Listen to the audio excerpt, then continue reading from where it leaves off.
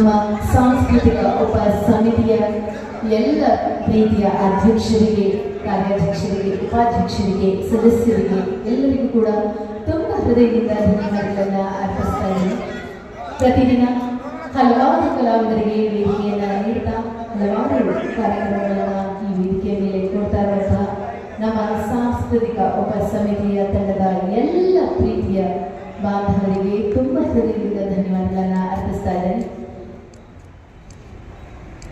ಈ ಒಂದು ಕಾರ್ಯಕ್ರಮದ ಮೂಲಕ ನಮ್ಮ ಈ ದಿನದ ಸಾಂಸ್ಕೃತಿಕ ಕಾರ್ಯಕ್ರಮಗಳು ಇಲ್ಲಿ ಮುಕ್ತಾಯಗೊಳ್ಳಲಿದೆ.